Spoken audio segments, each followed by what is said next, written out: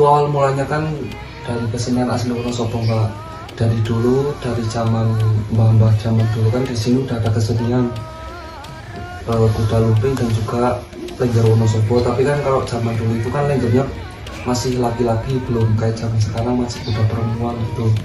Nah untuk di era-era ini ibaratnya itu bukan berdiri lagi tapi meneruskan dari yang udah ada yang terdahulu gitu.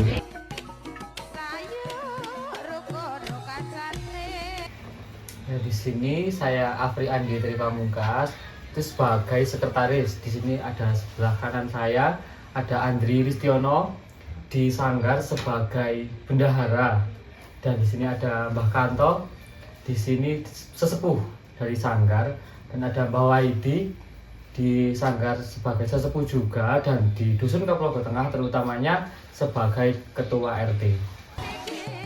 Kalau menurut saya makna filosofinya itu kan lengger itu kan elingongger, artinya itu kan untuk secara filosofi kecilnya kan seperti itu. Kalau untuk secara makna itu kan elingongger itu kan eling kepada Tuhan yang Maha Kuasa gitu. Itu kan dari segi lagu-lagunya itu kan bermakna semua Mbak, dari Somyar, Gondang-Kali dan lain sebagainya itu kan bermakna semua. Itu lagu-lagunya itu dari kata-kata kiasan berbahasa Jawa seperti itu. Kalau perkembangannya sih dari dulu yang seperti yang pada saat zaman dulu itu kan alat-alatnya kan masih sederhana Mbak, masih apa adanya, seragam kostum tari aja itu kan masih pakai kaos partai kalau zaman dahulu. Kalau sekarang kan udah punya kostum sendiri, alat-alatnya kan juga udah lebih baru gitu. Perkembangannya sih agak lebih maju daripada yang dahulu gitu. Kalau untuk yang sekarang ini kan dari anggota-anggota tersendiri kan lebih banyak anak mudanya ketimbang orang-orang tua terlebih dahulu gitu. Biasanya kalau kesenian lengger ditampilkan itu biasanya kalau setiap orang atau seseorang itu memiliki hajat, ada rasa ingin, istilahnya kalau bahasa Wonosobonya itu nanggap, nah gitu. Jadi kami akan mementaskan seperti itu. Dan juga ada waktu karnaval, biasanya kami juga pentas. Dan juga kalau di Desa Kapulaga, terutama Desa Kapulaga Tengah itu ada namanya Merti Dusun, itu biasanya kita juga pentas juga dalam acara itu. Karena kan kalau untuk lengger Wonosobo sendiri itu kan sakral Mbak di sini Mbak. Itu digunakan untuk upacara-upacara di desa. Itu sangat sakral sekali soalnya kalau di desa itu. Di seluruh Kabupaten Wonosobo itu lengger itu identik. Itu sakral berkaitan dengan, kalau bahasa Wonosobonya itu yang bawa reksa desa atau yang buka desa pertama kali gitu. Seperti itu secara singkatnya. Kalau untuk persiapan secara dasarnya sih seperti biasa ya Mbak. Untuk di lapangan itu seperti pemasangan panggung, tenda dan lain sebagainya. Kalau untuk di bagian persiapan pementasan itu seperti persiapan topeng, mempersiapkan alat-alat gamelan, dan juga mempersiapkan gerak tari yang akan dipentaskan, seperti konsep-konsep yang akan dipentaskan untuk pementasan tersebut. Kalau untuk ciri khas kostum sendiri sih, kalau untuk kesenian lengger itu kan terdiri dari ada beberapa elemen kostumnya seperti rumpi, borok samir, terus deker tangan, stagen dan lain sebagainya. Itu membedakan dengan yang lain. Contohnya kalau dari kesenian lain kan misalkan jaran itu sendiri kan jarang ada yang pakai rumpi dan lain sebagainya, itu kan jarang ada Mbak. Itu hanya identik dengan kesenian khas Wonosobo, yaitu lenggeran tersendiri. Seperti itu. Kalau untuk dari segi kostum sendiri kan kalau lengger itu lebih kompleks dari perbedaan internal itu pun berbeda Mbak, antara kesenian lengger dari Pahar Jamunan, kesenian lengger dari Jantinan dan Semi itu berbeda. Dari lenggernya sendiri pun itu sudah berbeda itu. Dari setiap macam beda jenisnya itu berbeda semua. Kalau untuk makna dari kostum sendiri, misalkan gerak tari gagahan itu kan pasti pakai rumpi ya Mbak.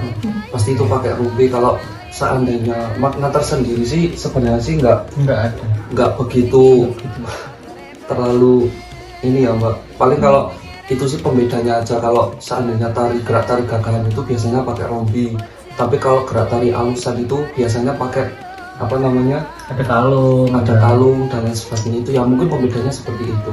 Kalau untuk makna tersendiri sih sebenarnya nggak ada. Kalau alat musik itu banyak mbak jenisnya, tapi kan kalau di Sanggar sini Simbarsari itu sendiri yang menonjol pasti ada bende, terutama bende ada, saron juga ada. Saron itu ada dua jenis juga, ada pelok, ada slendro, ada bonang, ada gong, dan juga ada angklung, kendang, ada kendang juga.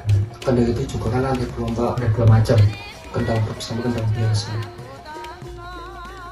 Kalau untuk contohnya seperti lagu Gondang Ngeli, Rangu-Rangu, Kebogiro, Gunung Sari, Uli Rowoh, masih banyak lagi.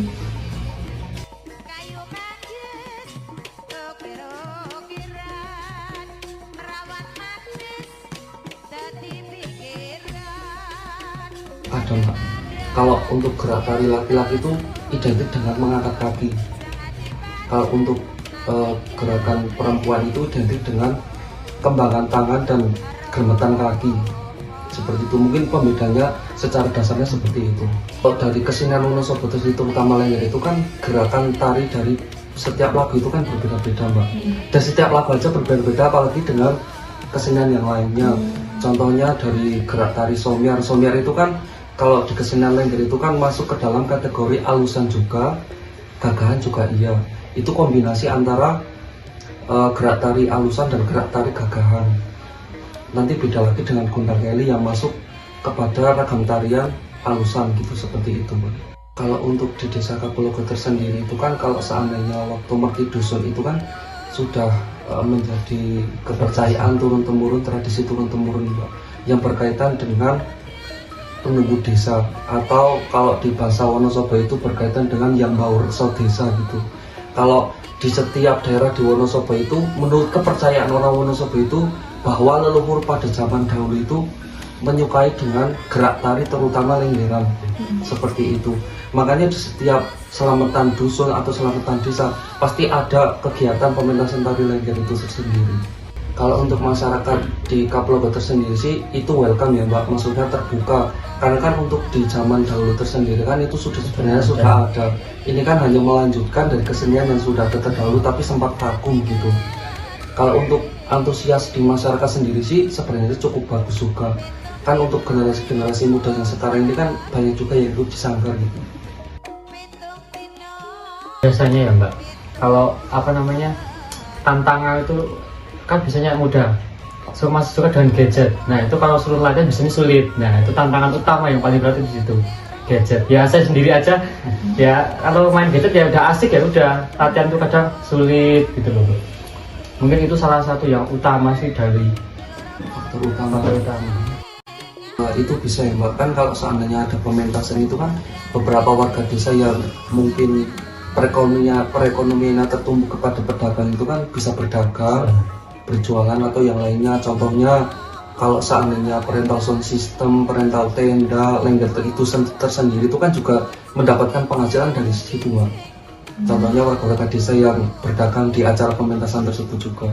Selama sanggar ini berdiri sih pernah satu kali itu yang pementasan itu termasuk warga asing juga. Kebetulan kan sedang ada pementasan, terus sedang lewat juga, terus berhenti mampir sebentar.